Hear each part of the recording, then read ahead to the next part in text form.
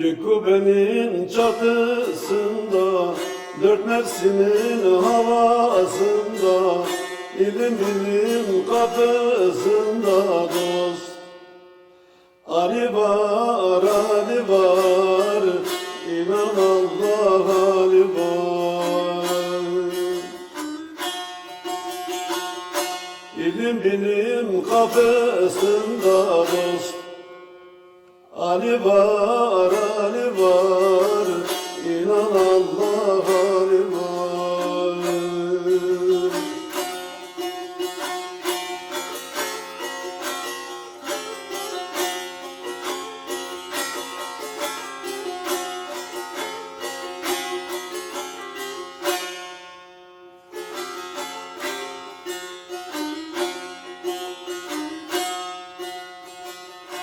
Terazinin karasında, dönen evrenin çarkında, hak adalet kapısında dost. Ali var, Ali var, inan Allah Ali var.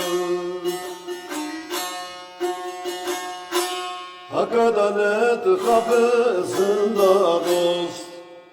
Ali var, Ali var, inan Allah Ali var.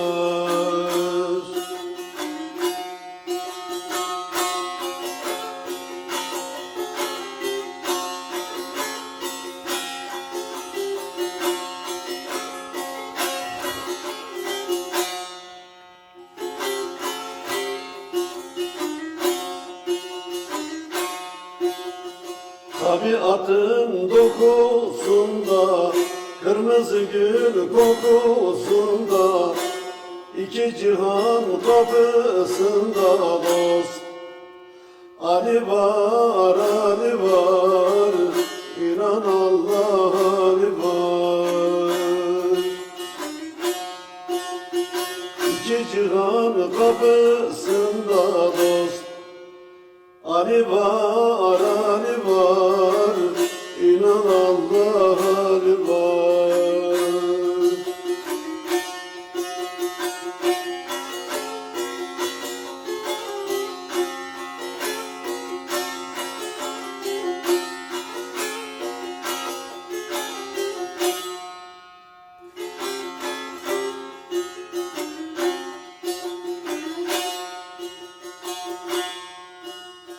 Aşkın kürşün arasında, beni beşer yapısında, bal oğlunun demesinde dost. Ali var, Ali var, inan Allah Ali var. Bal oğlunun demesinde dost. Ali var, Ali var, inan Allah'a.